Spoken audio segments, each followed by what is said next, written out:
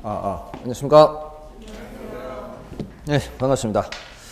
자, 이제 두 번째 주고요. 오늘은 수요 공급을 할 차례입니다. 일주일간 좀 익숙해지셨습니까?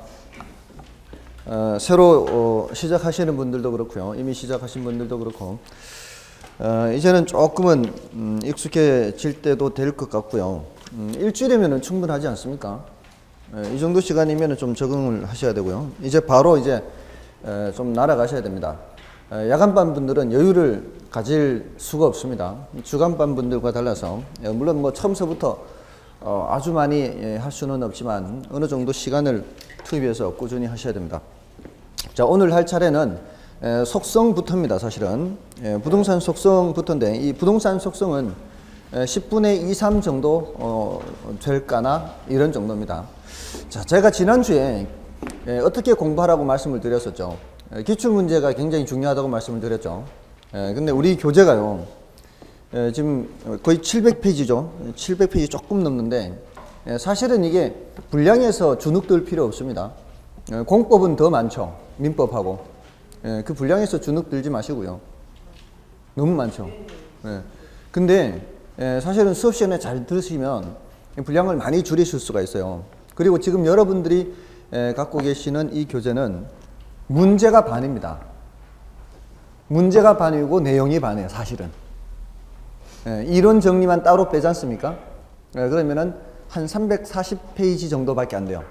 이론 정리만 따로 빼면. 제가 그 원고를 갖고 있으니까. 그러니까 저걸 빼고 OX까지 빼면 더 줄어듭니다. OX 지문까지 포함시켜서 그런 것이고요. OX와 이론, 그러니까 이론까지 빼고 이제 문제와 OX를 다 빼버리면 300페이지 정도밖에 안 됩니다. 사실은. 그리고 중요한 게 뭔가 하면은 바로 여기 있는 기출문제입니다. 여기 있는 기출문제는 최근 10년간의 기출문제가 다 수록되어 있습니다. 최근 10년간. 그것을 진도별로 분류를 해 놓은 겁니다. 400문제를 분류를 해 놓은 겁니다. 근데 그런 분들도 계십니다. 기출문제하고 거기에 해설 있죠, 해설. 기출문제와 해설만 보고도 합격했다는 사람이 있습니다. 그 정도요. 물론 그런 분들은 뭐 사전에 어떤 과목을 좀 공부를 했을 수도 있겠죠. 그런데 그 해결이 잘 안 되는 문제의 이론에 해당하는 부분을 앞부분에 와서 점검을 한 거죠. 그렇게만으로도 합격을 했다고 하니까 이 기출 문제를 자세히 살펴보십시오. 제가 빈말로 드리는 말씀이 아닙니다. 이거 나중에 교수님하고 하는 게 아니라 이걸 내가 문제는 제가 일부를 풀어드릴 겁니다. 일부를 풀어드리고요. 간혹 이렇게 체크를 해드릴 겁니다. 근데 그 나머지는 이제 여러분이 푸셔야 되는데 지금 당장 풀 수 있을 정도는 안 될 거고요. 대신 어떤 식으로 출제되는지 점검 정도는 할 수 있습니다. 근데 이게 3, 4월 달 수업을 들으시면은 그때부터는 조금씩은 이렇게 살펴볼 필요가 있어요. 제가 문제 수업하는 중에도 이렇게 문제를 약간씩은 터치를 할 겁니다. 이 3, 4월부터는. 그 다음에 이제 5, 6월 수업을 듣고서부터는 이게 계속 바로 문제를 어느 정도는 풀 수가 있어야 되겠죠. 그래야 7월, 8월 달에 객관식 문제집을 들어갈 수가 있겠죠. 그래서 5, 6월까지는 여기 있는 것들은 다 소화를 한다. 이렇게 생각을 하시면 되겠습니다. 물론 조금 무리일 수는 있지만 여기 난이도가 높은 문제들도 들어가 있으니까 난이도가 높은 문제들은 일단은 제끼셔도 관계없습니다. 여기 거를 다 할 수 있다는 거는 실전에서 90점 이상 받는다는 얘기입니다. 이걸 다 한다는 얘기는. 그러니까 다 하지 않아도 된다 이런 뜻입니다. 최근 10년간 기출문제가 다 있으니까 400문제가 그 해설하고요. 자, 오늘은 그 공간성, 속성을 보시는데 만약에 여러분들이 이게 어떤 식으로 출제되는지를 보신다면은 먼저 맨 뒤에 기출문제를 보시면은 훨씬 이해하기가 쉽습니다. 기출문제를 보시면은 70쪽이 있죠. 공간으로서의 부동산 또는 뭐 토지 소유권의 공간적 범위 이렇게 나올 거예요. 70쪽에. 이런 식으로 출제가 됐다는 거예요. 최근 10년간 출제된 문제가 요 두 문제입니다. 최근 10년간 출제된 문제가 요 두 문제예요. 그러니까 그만큼 공간성은 그렇게 자주 출제되는 주제는 아니라는 겁니다. 그 중에서도 공간성에 대해서 좀 언급이 되는 그런 주제다. 그렇게 생각하시면 되겠습니다. 자, 그러면은 이제 어떻게 파악하는지 한번 앞으로 다시 가보겠습니다. 57쪽을 펴보십시오. 57쪽에서부터 61쪽까지가 문제죠. 그죠? 그거 읽어보시면은 부동산은 다른 재화와 구별되는 독특한 특성들이 있으며 이러한 특성들로 인해 일반 시장과 구분된다. 이에 관한 설명으로 틀린 것은. 자, 이거는 이제 부동성이라든가 또는 영속성, 부중성 이런 것들을 질문하고 있어요. 지문 속에서. 근데 요거는 제가 지난주에 말씀을 드렸듯이 난이도가 높다 그랬잖아요. 지금 당장 이거 봐서 해결하기가 쉽지 않습니다. 그래서 대신 어떤 식으로 질문한다는 거는 볼 수 있죠. 넘어가 보시면은 2번에서도 토지 특성에 대해서 묻고 있죠. 3번에서 부동산 특성과 그 현상을 연결한 것이다. 이런 식으로 그 특성의 현상을 묻는 거예요. 파생 현상을. 4번도 마찬가지고 5번도 그렇고요.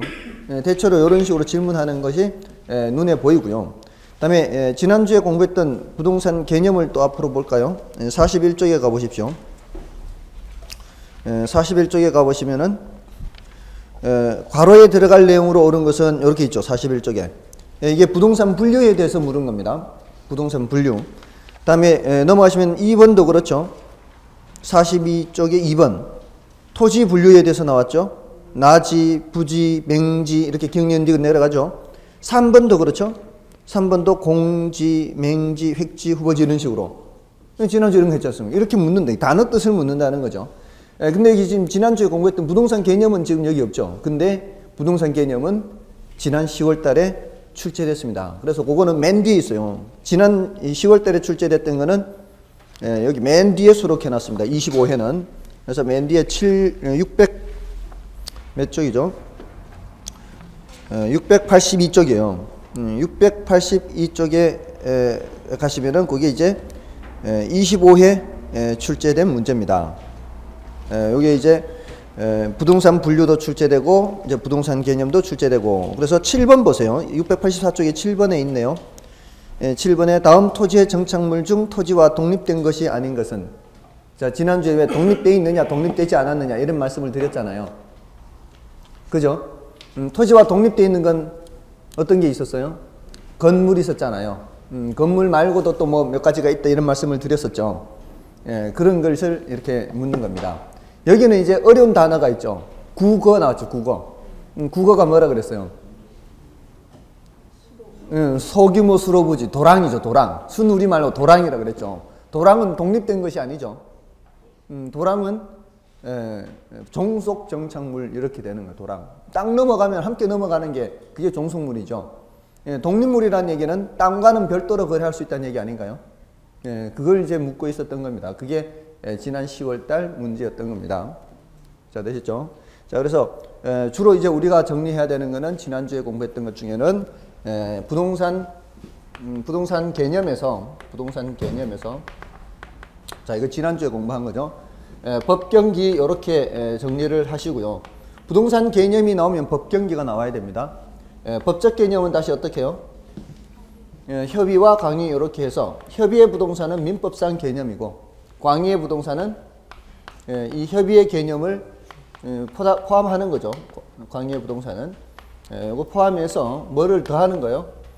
준부동산을 더하는 거죠. 준부동산 해서 지난주에 자동차를 예를 들었었나요? 그렇게 이제 체크하시고요. 경제적 개념 하면은 여러 가지 이제 용어들이 있죠. 이 부동산도 하나의 상품이라는 점에서 접근하는 거죠. 근데 생산 요소로서의 성격이 강한 상품이고 소비재 성격도 있다 그랬죠. 그리고 자산, 자본으로의 성격이 있다. 이런 측면은 경제적인 측면에서 살펴보는 것이고 이거는 단어만 체크하면 된다 그랬어요. 기술적인 측면, 물리적인 측면에서는 공간이다, 자연이다, 위치다, 환경이다 뭐 이런 단어들 나오면은 이런 측면에서 보는 거예요. 우리 부동산 학에서는 이런 측면을 모두 다 살펴보죠. 그것을 복합 개념으로 살펴본다. 이렇게 얘기를 했고요. 다음에 이제 토지 분류해서 건물 분류도 있지만 토지 분류가 중요하고 아까 잠깐 보여드렸잖아요. 기출문제를 보면 아 이렇게 묻는구나. 그럼 딱 보면은 아 최근 10년간 9문제인가요? 9문제 출제됐다. 이렇게 하면은 아 이런 식으로 묻네. 그럼 준비를 하면 되잖아요. 평소에. 그 토지 분류가 대택부가 있었잖아요. 대지택지부지인데 택지를 중심으로 기억하시라 그랬고요. 주상공, 건물을 건축할 수 있는 땅은 모두 다 택지고, 조금 더 폭넓게 사용하는 게 부지다. 건물을 건축할 수 있는 땅뿐만이 아니라 일반적인 바닥 토지는 모두 부지다 했고요. 그 다음에 후보지 이행지 했죠.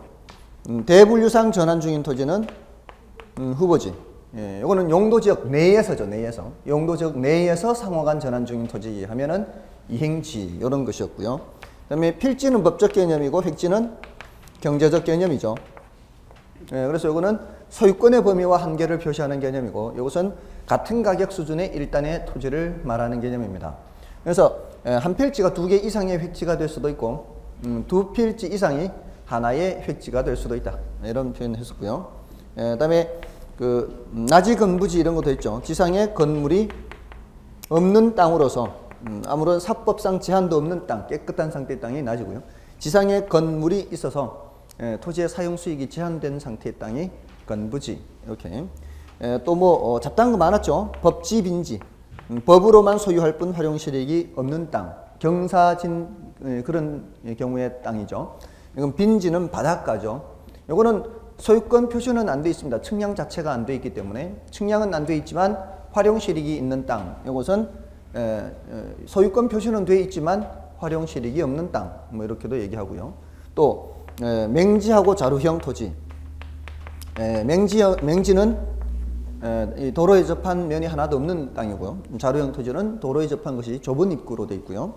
뭐 이런 것들이 있고요. 또 공지, 이거는 건폐율 적용 때문에 남겨놔야 되는 땅이 있죠. 그리고 공한지 헷갈리지 마시라고 했죠. 공한지는 투기 목적으로 방치하는 땅이 공한지. 뭐 이런 것들. 포락지, 집안이 절토되어 무너져 내린 토지로서 전답등이 하천으로 변한 토지 또는 수면 밑으로 잠긴 토지. 물과 관련이 있는 게 포락지, 선하지, 고압선 아래의 땅. 뭐 이런 여러 가지 분류를 했습니다. 여기에 초점을 맞춰서 해놓으면은 어렵지 않게 한 문제 정도는 건질 수가 있다는 겁니다. 많이 나오면 2문제, 원래는 2문제 나왔죠, 여기서. 여기서도 개념에서도 나오고, 여기서도 나오고, 25회 때는. 거기에다 이제 예외적으로 주택 분류가 지난 10월 달에 시험이 출제가 됐는데, 그거는 올해 또 출제될 가능성은 좀 낮습니다. 연속적으로 그렇게 주택 분류가 출제될 가능성은 좀 낮고요. 어쨌든 요거는 늘 나올 수가 있는 부분이니까 체크를 하셔야 되죠. 그다음에 이제 부동산 특성은 난이도가 높은 부분이기 때문에 요거는 종류 정도는 체크를 하시고, 뜻은 알아두시되 파생 현상은 너무 신경 쓰지 마시라고 했고요. 대신 그 나눠드렸던 용어 정리 자료를 반복해서 보시면은 충분하겠습니다. 그리고 이제 오늘 속성, 부동산 속성에 대해서 간단하게 말씀을 드리고요. 그 다음에 이제 수요 공급으로 들어갑니다. 수요 공급이 이제 굉장히 중요한 주제입니다. 이 부동산 속성은 이제 여러 가지 속성이 있어요. 여러분들 한번 생각해 보세요. 특성이 뭘까요? 특성. 특성은 특별한 성질 이런 거겠죠. 특별한 성질. 그러니까 이거는 다른 물건하고 구별되는 성질이겠죠. 그러니까 부동산이 동산, 다른 물건과 구별되는 성질 하니까 부동성, 부중성 이런 거 있잖아요. 다른 물건은 이동도 가능하고 그 수량을 증가시킬 수도 있잖아요. 그런 이제 특성을 얘기했던 거고요. 속성은요, 굳이 이거 구별하는 질문은 하지 않습니다. 그냥 여러분들의 이해를 돕기 위해서 그냥 말씀을 드리는 거예요. 속성이라고 하는 거는 원래 그 물건이 갖고 있는 성질을 속성이라고 그래요. 자, 사람이 머리가 하나예요. 특성이에요, 속성이에요? 그건 속성이라고 해요. 다른 동물도 머리는 하나잖아요. 뭔 뜻인지 아시겠어요? 다른 물건도 동물도 머리는 하나예요. 다리가 2개, 사람 다리가 2개예요. 특성이에요, 속성이에요?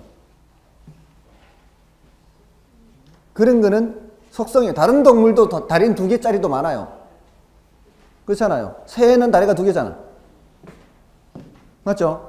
그러니까 이거는 특성이 아니고 속성이에요. 그러면 사람의 특성이 뭐예요, 그러면? 다른 동물과 구별되는 거. 말하는 거. 또 생각하는 거. 이거는 인간의 생각일 수도 있어요. 다른 동물이 봤을 때는 우리도 생각해, 우리도 말해 이래 할 수 있죠. 근데 어쨌든 인간의 입장에서는 사람이 생각한다는 거, 말한다는 거, 이런 거는 글을 쓴다는 거, 이런 것들은 인간의 특성이라고 볼 수 있는 거죠. 어쨌든 이 속성이라고 하는 거는 이 부동산이 갖고 있는 원래 성질을 말하는데, 근데 그 중에서 공간성이라든가 자연성이라든가 위치성, 환경성 이런 이제 표현들을 해요. 예, 또 인간의 관점에서는 자산도 하나의 성질이라고 볼 수 있어요. 인간의 입장에서는. 그러니까 꼭 이런 물리적인 개념만 있는 게 아니라 이런 경제적인 개념도 속성에는 들어갑니다. 속성을 얘기할 때는. 근데 우리 시험에서 지금까지 자주 언급됐던 거는 요거고요. 예, 그리고 요거는 좀 체크를 할 필요가 있어요. 요거는 그나마 출제됐던 것이고 요거는 기본적으로 알고 계셔야 돼요. 왜냐하면은 위치라는 게 우리 부동산을 얘기하면서 위치라는 걸 모르고는 얘기할 수가 없는 거예요. 우리가 자리를 잡는다는 거, 뭔 경제활동을 하기 위해서 자리를 잡는다는 거는 뭐 하는 거예요? 그건 위치를 잡는 거죠. 이거는 모르고서는 안 되니까. 나머지 것들은 별 중요한 것들 아니에요. 그래서 요 공간성과 위치성만 좀 파악을 하면 돼요. 자, 그래서 이 공간성이라고 하는 것을 먼저 좀 파악을 하면은, 자, 이 공간이란 단어는 이 개념에서 어디서 왔어요? 개념에서. 기술적 개념에서 왔죠. 자, 여기서 이제 조심을 해야 돼요. 위치도 마찬가지고, 위치나 공간 이런 단어들은 오기는 개념은 어디서 온 개념이에요? 기술적 개념에서 온 개념이죠. 근데 성질을 파악하는 거예요. 성질. 성질을 파악할 때는 기술적 개념에서만 파악하는 게 아니에요. 자, 복합 개념이라는 단어 처음서부터 끝까지 나온다 그랬죠. 예, 이런 성질을 파악하는 거, 공간성이든 위치성이든 이런 성질을 파악할 때는 한쪽 측면에서만 보면 안 되는 거예요. 개념은 물리적 개념이긴 하지만, 자, 이게 뭔 소린가 하면은 보세요. 공간이라고 하는 거 있죠. 공간. 이 공간이라고 하는 것을 이 지표를 중심으로 해서 위아래로 나눈다면은 위는 공중공간이고요. 아래는 지중공간 또는 지하공간이라고 할 수 있잖아요. 그러면 공중과 지하 또 지표 이런 식으로 구분하는 거는 공중공간하고요. 공중공간. 그리고 이제 학자들이 수평공간이라고 그래요. 예, 제가 봤을 땐 조금 어폐가 있어요. 수평은 평면인데도 표현을 뭐라고 하고 있어요? 공간이라 수평공간. 좀 말이 조금은 이상한데 학자들이 그렇게 써요. 그 다음에 지하공간, 이렇게 지중공간, 이렇게. 자, 이렇게 구분하는 거는 물리적인 측면에서 접근하는 거예요. 물리적인 측면. 그러니까 기술적인 측면에서 접근하는 거예요. 아직은 법적인 측면이나 경제적인 측면이 아직 없는 상태예요. 자, 그런데 우리 부동산학에서는 여기서 끝나는 게 아니라고요. 여기에서 더 나아가서 법적인 측면도 살펴보고 경제적인 측면도 살펴보는 거예요. 그러니까 이 공중공간에 대해서 법적인 측면을 살펴본다는 것은 공중권을 살펴보는 거예요. 공중권. 근데 이 수평공간에 대해서는 지표권, 어떤 측면을 보고 있어요? 이런 권리 측면을 보고 있죠. 맞나요? 여기서는 뭐겠어요? 지하권, 이런 권리 측면을 살펴본다는 건 어떤 측면에서 보는 거예요? 예, 법적인 측면에서 살펴보는 거예요. 자, 그러면은, 자, 이런 공중공간 한번 생각해 보세요. 지표를 중심으로 위, 공중. 공중공간은 건축이라든가 빌딩 뭐 이런 측면에서 일정한 높이에 한하는 거예요? 아니면 무한히 뻗어 있는 거예요? 일정한 높이에 한한다. 그 말이요. 지금 이거를 그런 식으로 얘기 안 하고 오로지 그냥 공중이라고 하는 물리적인 측면에서만 놓고 보세요. 물리적인 측면에서 정말로 일정한 높이에 하네요? 물리적인 측면에서 공중공간이 정말 일정한 높이에 하나냐고요? 무한히 있잖아요, 무한히. 물리적인 측면만 놓고 보자면은 끝없이 펼쳐져 있잖아요. 근데 우리는 그렇게 말하면 안 된다 이 말이에요. 왜냐하면은 그럼 물리적인 측면만 보는 게 아니라 이런 측면도 살펴보고 경제적인 측면도 살펴보기 때문에, 예, 그래서 일정한 높이에 한한다. 이거는 어느 정도 범위로 제한된다 이런 뜻이죠. 예, 그래서 이런 공중권이나 지하권이라는 권리라는 것이 무한히 뻗어져 있는 게 아니라 일정한 범위까지만 인정이 된다는 얘기예요. 그 일정한 범위가 구체적으로 정해져 있지는 않습니다. 예, 그때 달라요. 이렇게 돼 있지만 이렇게 일정한 범위에 한하게 되는 거예요. 예, 그래서 그런 표현이 우리 부동산학에서는 옳은 표현이고요. 밖에 나가서까지 그렇게 얘기하면 안 되는 거고요. 일정한 높이 한한다 그러면 정신 나간 사람이란 얘기 듣는다 이 말이에요. 다음에 이런 것이 공중으로든 아래로든 어느 정도까지 권리가 인정되느냐에 따라서 그 경제적 가치는 달라지겠죠. 이런 상업 용지의 경우에는 위로 이용할 수 있는 범위가 많죠. 아래 위로. 근데 주거 용지라든가 농업 용지의 경우에는 아래 위로 이용할 수 있는 범위가 한정되어 있죠. 그래서 토지 가치를 얘기할 때 토지 가치는 3차원 공간 가치 총하다. 이런 표현까지 쓰는 것은 얘네들이 전부 다 이 복합 개념에 따라 부동산학에서는 법적인 측면과 경제적인 측면과 기술적인 측면, 물리적인 측면을 복합적으로 따지는, 복합적으로. 이게 바로 뭐예요? 복합 개념으로 파악한다는 얘기예요. 복합 개념으로. 이런 세 가지 측면을 모두 살펴봐야 돼요. 그 중에서도 공중권, 지표권, 지하권 요 내용을 좀 체크를 해야 돼요. 그래서 그거를 조금 더 설명을 드립니다. 그래서 62쪽에 가시면 이제 공간성이 있죠. 공간성. 공간성. 자, 공간 개념에서요.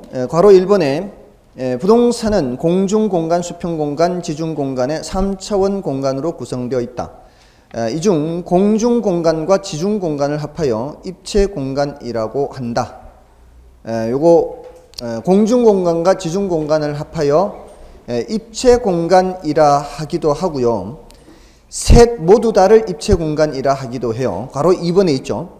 공간 개념과 관련하여 주의할 것은 공중공간, 수평공간, 지중공간 모두를 입체공간이라 하기도 한다는 겁니다. 그러니까 경우에 따라는 이렇게 둘만 입체공간이라고 하기도 하고요. 경우에 따라는 이 셋 모두 다를 입체공간이라고도 하니까 그거는 그렇게 좀 주의를 하시면 되고요. 경우에 따라 3차원 공간이라고 할 수도 있죠. 3차원 공간 하면은 이 셋을 모두 다 얘기를 하는 겁니다. 자, 그렇게 하고요. 또 괄호 3번에 나와 있죠. 입체 공간으로서의 부동산은 법률적 개념, 경제적 개념인 동시에 기술적 개념이기도 하다. 이거는 어떤 측면에서 보란 얘기요? 복합 개념에서 복합 개념으로 파악하라 이 말입니다. 다음에 이제 나머지는 이제 여러분이 좀 봐주시고요. 오른쪽 페이지에 토지 소유권의 공간적 범위를 보십시오. 자, 여기서는 그 괄호 1번에 보시면은 토지의 물리적인 공간적 범위는 지중으로는 지구의 중심으로부터 공중으로는 무한대가 되겠죠. 그러나 토지 소유권의 공간적 범위는 사회적 통념이나 법이 허용하는 범위 내에서 그 경제적 가치가 인정되는 한도까지로 하고 있습니다. 일정한 범위까지만 인정된다는 얘기죠. 자, 근데 그 괄호 2번 중요한 조문입니다.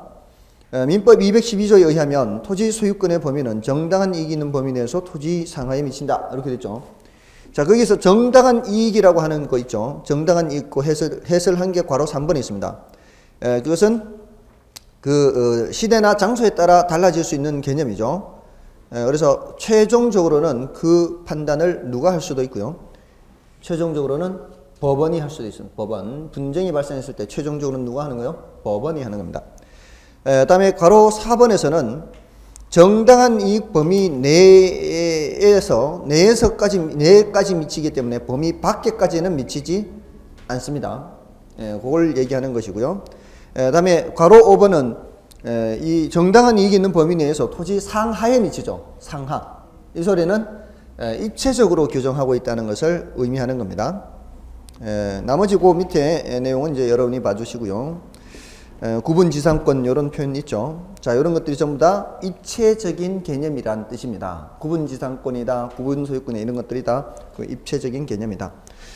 다음에 이제 공중권, 지표권, 지하권. 자, 여기에서 자, 이 공중권, 지표권, 지하권의 내용을 조금은 이제 파악을 하셔야 돼요. 공중권 하면은 이제 공중공간을 이용할 수 있는 권리를 말하겠죠. 근데 이게 어디까지가 개인의 권리가 미치고 어디까지가 개인의 권리가 미치지 않고는 판단하기가 쉽지는 않습니다. 일단 그냥 구분을 한다면은 공적 공중권, 사적 공중권 이렇게 나눈다면 요거는 개인의 권리가 미치지 않는 영역, 요거는 개인의 권리가 미치는 영역 이렇게 얘기를 할 수가 있겠죠. 예를 들어서 항공기가 왔다 갔다 한다. 항공기가 왔다 갔다 하면은 그거는 개인의 권리가 미치지 않는 영역이죠. 내 땅 위로 허가 없이 항공기가 왔다 갔다 한다고 격추시킬 수 없잖아요. 그죠? 그러니까 그는 어느 영역이요? 공적 공중권 영역이다 이 말이야. 항공기가 통행한다거나 또는 전파가 왔다 갔다, 전파가 발착, 이런 것들, 이런 것들은 이건 공적 공중권이에요. 지금도 눈에 보이지 않지만 여기 지금 전파가 왔다 갔다 그러고 있죠. 이런 거는 함부로 차단시킬 수 없다는 거예요. 전파 같은 것들을. 그리고 사적 공중권. 이 사적 공중권은 개인의 권리가 미치는 영역이죠. 예전보다는 이런 일조권이라든가 이거 햇빛 받을 권리죠. 또는 조망권 이런 것들도 인정을 하는 추세들입니다. 이런 것들은 사적 공중권에 포함된다고 보고요. 그리고 일정 범위의 공간 가능하겠죠. 일정 범위. 일정 범위의 공중 공간. 이런 거는 인정된다고 봐야 되겠죠. 지나치게 높은 거는 아니지만 자, 이런 것들이 포함된다고 볼 수 있고요. 그 다음에 지표권과 관련해서는 이게 뭐 경작을 할 수도 있죠. 땅을. 또 건축을 할 수도 있고요. 또는 지표수 이용권 이런 것들이 포함된다고 볼 수 있습니다. 지표수 이용권. 자, 이제 그 내용은 일단 여러분이 봐주시고요. 63쪽에 공중권의 내용은 봐주시고 다만 이제 반가로 4번이 있어요. 63쪽의 맨 밑에 반가로 4번에 개발권 양도제 있죠. 요거 굉장히 중요한 내용입니다. 개발권 양도제는 그거는 굉장히 중요한 내용이어서 따로 표시를 해 두셔야 되고요. 넘어가면은 참고 박스에 설명도 있습니다. 자, 그거는 개발권 양도제는 사실은 여기에 등장하는 것이 아니고요. 이 TDR이라고 하는 거. 이건 지금 지표권에 관련되는 게 아니라 여기 공중권에 관련되는 거요. TDR은 개발권 양도제는 공중권에 관련되는 거요.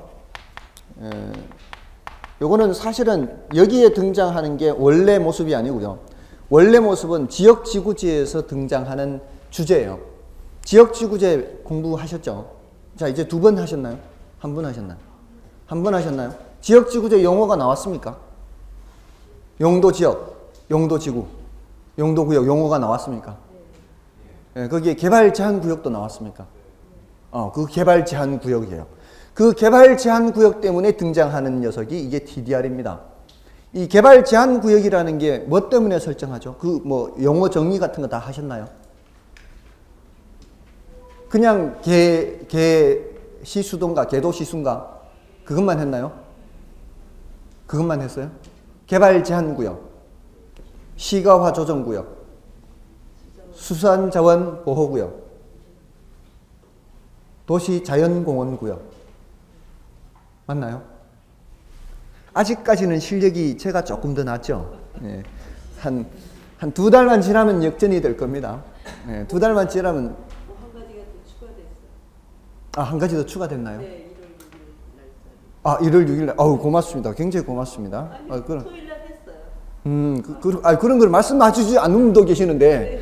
이렇게 말씀해 주시는 분은 더욱 고맙습니다. 예, 특별히 필요한 거 있으면 좀 말씀하십시오. 그 개발 제한 구역이라고 하는 것은 우리 시험에 한두 번 이렇게 등장해요. 그 개론에 등장해. 개론에 도시의 무질서한 확산을 방지하고요. 개발 제한 구역을 지정하는 목적이 도시민의 건강한 생활 환경을 보호하고요. 국가 안전 보장상 국방상 이유죠. 안전 보장상 이 지정을 할 수가 있어요. 자, 그렇게 하는 게 개발 제한 구역이에요. 그러면은 개발 제한 구역을 지정하는 거는 공익 목적이에요, 사익 목적이에요? 공익 목적이죠. 자, 근데 그 사람은 제한이 되고 있죠. 개발 제한의 의미가 뭔지 아십니까? 개발을 제한한다는 의미가 지정할 당시 그 모습 그대로를 유지하겠다는 얘기예요. 지정할 당시에 건물이 없었으면 앞으로도 계속 건물이 없고요. 지정할 당시에 1층짜리 건물이 있으면 앞으로도 계속 1층짜리 건물만 지을 수 있어요. 계속. 그러니까 개발을 제한하는 그 당시 그 모습을 그냥 그대로 유지하겠다는 얘기예요. 더 이상 개발하지 않겠다는. 그러니까 개발 제한이에요. 개발 제한. 자, 그러면은 그 사람들이 재산권 행사에 침해를 받고 있죠, 지금. 그 뭐를 해줘야 돼요? 보상을 해줘야 될 거 아니에요. 근데요, 보상 규정이 없어요. 보상 규정이 없습니다. 우리나라에서 지금 각종 제한이 많습니다. 그 각종 제한에 보상 규정이 하나도 없어요. 제가 혹시 지난번에 저녁에 오실 때 식사를 반만 하고 오시라고 말씀드렸나요? 지금 여기 지금 안 지키고 계신 분들이 있죠. 지금 식사를 충분하게 드시고 오셔서 벌써 한 20분, 25분, 벌써 20분 지나서부터 계속 눈치를 봤어요, 제가. 이것만 조금만 설명드리고 좀 쉴 겁니다. 그리고 이제 수요 공급 들어갈 거예요. 자, 어쨌든 그 개발 제한 구역을 지정하면은 반드시 사실 보상을 해줘야 될 것 같아요. 침해를 받기 때문에. 근데 지금 현재 보상 규정이 없다 이 말이에요. 없어요. 자, 그래서 이 사람들한테 뭔가 그 보상 차원에서 아이디어를 낸 것이 TDR이에요. 이 TDR은 이런 거예요. 여기가 개발이 제한되어 있고요. 여기가 개발이 가능해요. 그럼 이 사람들은 이렇게 지을 수 있고요. 이 사람들은 못 지어요. 지정할 당시에 얘도 건물이 없었고 얘도 건물이 없었어요. 지정할 당시에는. 근데 얘는 편입이 안 돼 있고요. 얘는 편입이 돼 있는 바람에 얘는 못 짓고 얘는 지을 수 있게 된 거죠. 자, 그러니까 이 사람들한테 보상을 해주지는 못하니까 어떻게 아이디어를 낸가 하면은 이렇게 아이디어를 냈어요. 당신들도 여기에 이렇게 지을 수 있다는 거예요. 당신들도 이렇게 지을 수 있다. 다만 여기다 짓지는 못한다. 다른데 당신이 땅을 사서 여기에 있는 권리를 다 쓰면은 더 추가로 여기 권리를 올려서 쓸 수 있다는 거예요. 이런 식으로. 그리고 이 사람들이 더 높이 지으려고 하면 이 사람들한테 가서 사가지고 오면 된다는 거예요. 이 권리를 사오는 거예요. 권리를. 땅 말고요. 그러니까 토지 소유권은 갖고 있으면서 뭐만 따로 분리해서 파는 거예요? 개발권만 분리해서 파는 겁니다. 그러면 그 과정에서 이 대가를 줘야 될 거 아니에요. 그러면서 이 사람들이 보상받는 효과를 노리겠다는 얘기예요. 정부 재정 지출이 없어요. 정부 재정 지출 때문에 지금 이걸 보상을 못 해주고 있는 거거든요. 전국의 개발 제한 구역이 수두룩해요. 군사시설 보호구역, 또 상수원 보호구역 이런 개발이 제한되는 지역이 숱합니다. 그럼 다 보상을 어떻게 해요? 못한단 말이에요. 그래서 나온 아이디어가 바로 이 개발권 양도제라는 아이디어예요. 근데 이거를 이 개발권을 이용하는 것이 이 수평 공간을 중심으로 해서 위를 이용하는 거예요? 아래를 이용하는 거예요? 위를 이용하는 거죠. 그러니까 이게 어디서 등장할 수도 있는 거예요. 공중권에서도 등장할 수도 있는 거예요. 원래 등장은 지역지구제를 시행하는 과정에서 지역 간 형평성에 문제가 생기니까 그 문제에 대한 대책으로 나온 얘기인데 여기에서도 등장한다 이 말이에요. 그 중에서도 이 사적 공중권에서 등장하게 되는 겁니다. 근데 우리나라에서는 이거를 시행해요, 안 해요? 우리나라에서는 안 한단 말이에요, 이거를. 우리나라에서는 안 하고 있어요. 안 하고 있는데 나온다면 어디서 나온다는 얘기예요? 이 사적 공중권에서 나와야 되는 얘기다 이 말이에요. 개인한테 허용을 해주는 거니까. 됐습니까? 자, 그런 얘기가 개발권 양도제고요. 다음에 지표권 해서 밑으로 내려가셔서요. 그 유역주의와 선형주의라는 게 있죠. 여기서는 지표권에서는 유역주의와 선형주의 단어 구별을 정도 하시면 되겠습니다. 이거는 뭐 10년간 한 번도 등장한 적은 없어요. 근데 이제 유역이라고 하는 거, 유자가 흐를 유자예요.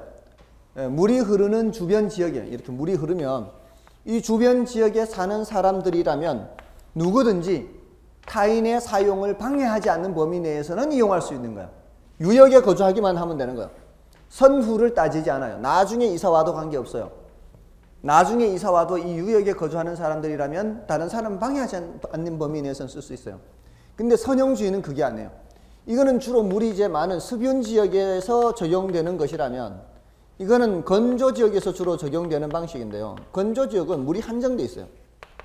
물이 한정돼 있어. 이 물을 이 주변 사람들이 쓰잖아요. 그러면 한정돼 있는 물을 너도 나도 다 쓰면 어떻게 해요? 다 골고루 같이 죽게 되는 거예요. 뭐 농작물도 길러야 되고 가축도 먹여야 되고 사람도 먹어야 되잖아요. 근데 이걸 골고루 나눠버리면 어떻게 되겠습니까? 작물은 작물대도 못 기르고 이렇게 되겠죠. 그래서 먼저 온 사람이 충분히 사용하고 그러고 남는 게 있으면 나중에 온 사람이 뒤늦게 사용하는 겁니다. 이런 방식이라는 거예요. 그 처한 상황에 따라서 이렇게 이런 것이 있을 수 있다는 겁니다. 이런 정도면 되겠습니다. 뭐 더 이상 깊이 알 필요는 없고요. 다음에 괄호 3번의 지하권에서는 이 지하권은 지하 공간을 이용할 수 있는 권리죠. 이것도 이제 공적 지하권과 사적 지하권 이렇게 나눌 수 있다면 이거는 개인의 권리가 미치지 않는 영역이고요. 사적 지하권은 개인의 권리가 미치는 영역이죠. 그 중에서 지하수를 이용한다. 이거는 지하수. 여기까지는 허용이 돼요. 지하수까지는. 또는 일정 범위의 지하 공간. 일정 범위의 지하 공간까지는 가능합니다. 근데 우리나라에서는 지하 매장 광물은 이쪽으로 들어간다는 거예요. 우리나라에서는. 이거 주의를 해야 되는 거예요. 지하에 광물이 매장되어 있으면 토지 소유자의 권리가 미치지 않는다는 거예요. 우리나라에서는. 그러니까 가물 때 땅 파가지고 왜 이렇게 지하수 끌어 쓰는 건 괜찮잖아요. 시골에 가면 많이들 그렇게 하잖아요. 상수도가 안 들어가니까. 그리고 어느 정도 범위의 지하 공간도 이용할 수가 있죠. 그런 게 다 어느 정도 인정이 된다는 거죠. 근데 어느 정도까지는 이게 지하 공간을 이용할 수 있는데요. 너무 깊게까지는 이용이 이제 안 되겠죠. 예를 들어서 지금 지하철이 지나가고 있죠. 지금 여기는 뭐 지상 구간인데 지하 구간도 있지 않습니까? 지하 구간이 꼭 도로 위만 이렇게 도로 아래로만 지하철이 뚫려 있는 건 아니거든요. 대부분은 도로 밑으로 뚫려 있잖아요. 근데 도로 밑이 아닌 경우 개인의 땅 사유지를 지나갈 수 있거든요. 그럼 개인의 땅 사유지 지하를 밑으로 지나갈 때는 이게 어느 정도 범위로 지나가느냐에 따라서 보상을 해 주기도 하고 보상을 해주지 않기도 해요. 그러고 있어요, 지금. 그 기준이 되는 깊이를 한계심도라 그래요. 기준이 되는 깊이. 깊을 심자죠, 이게.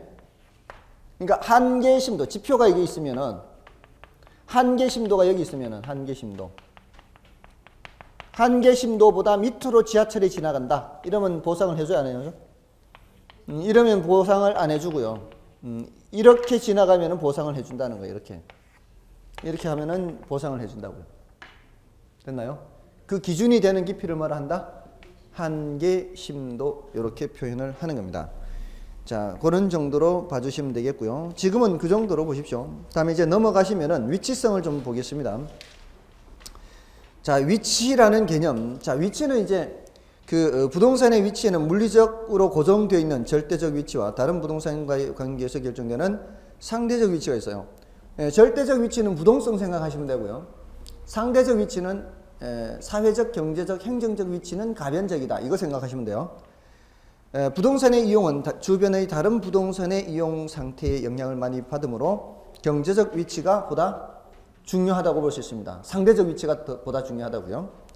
근데 이제 협의 위치, 강요 위치, 최강의 위치는 뭐 중요한 개념은 아니고요. 보통 우리가 얘기하는 위치는 반가로 1번으로 많이 얘기를 합니다. 개별 부동산의 위치. 근데 광의 위치도 어쩌다 한 번은 사용합니다. 협의 위치를 가장 많이 사용한다. 이렇게 생각하시면 되고요. 다음에 이제 이 위치라는 것을 따질 때에는 바로 접근성 때문에 따지는 거예요. 접근성. 위치에 따라 접근성이 달라지죠. 자, 그 접근성 개념을 알아두셔야 돼요. 접근성은 뭐라고 되어 있어요? 어떤 목적물에 도달하는 데 걸리는 거리적, 경제적, 시간적 부담의 정도를 말한다 이렇게 했죠. 이 부담이 크면 접근성은 안 좋은 거고요. 부담이 적으면은 접근성이 좋은 거죠. 자, 보통 일반적으로 접근성이 좋을수록 부동산의 가치는 어떻게 해요? 접근성이 좋을수록 부동산의 가치는 높죠. 접근성이 좋을수록 가치는 높아집니다.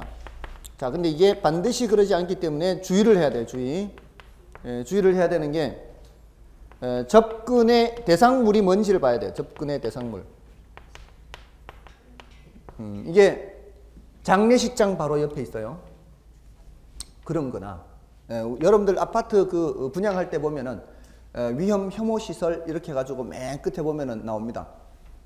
이 아파트 단지 주변에 위험 혐오 시설이 뭐가 있느냐, 뭐 1점 몇 킬로미터 밖에 장례식장이 있다, 쓰레기 소각장이 있다, 이런 거를 다 알리게 돼 있거든요. 분양할 때.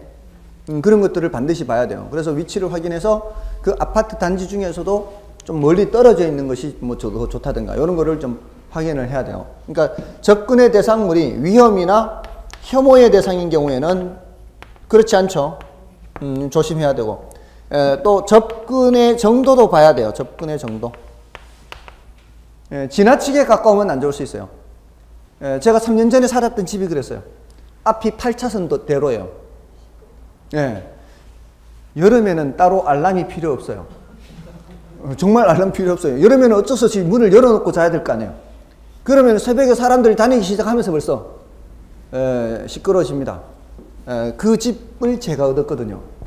집 이사 나올 때까지 엄청 고생했습니다. 제가 웬만한 이렇게 터지면은 이제 그 집 가지고 물고 늘어지는 거예요. 이 집 누가 얻었어 이렇게. 하여간 접근의 정도, 지나치게 가까우면 안 좋다는 거죠. 도로가 가까이 있으면 좋아요. 좋은데 지나치게 가까우면 안 되고요. 또 주택의 경우에는 상가, 시장이 가까우면 좋을 거 아니에요. 이런 게 가까이 있으면 좋잖아요. 그런데 시장 안에 주택이 있으면 그렇지가 않다는 거죠. 그러니까 그 두 가지를 고려해야 돼요. 접근성은 좋을수록 가치가 높다. 다만 두 가지 뭐예요? 그 접근의 대상물이 뭐냐, 그리고 접근의 정도를 따져야 돼요. 그리고 아까 접근성을 따질 때 첫 번째 줄에요. 아까 접근성과 부동산의 가치에서 접근성이란 어떤 목적물에 도달하는데 걸리는 거리적, 경제적, 시간적 세 가지를 다 따지죠. 거리, 경제, 시간. 거리만 따져서는 안 된다 이 말이에요. 거리적으로 봤을 때는 바로 길 건너예요. 근데 횡단보도가 100m 저쪽에 있어요. 그럼 저기 갔다 오려면은 100m 내려갔다가 다시 100m 올라와서 또 다시 돌아오려면은 총 왕복 400m가 되는 거죠.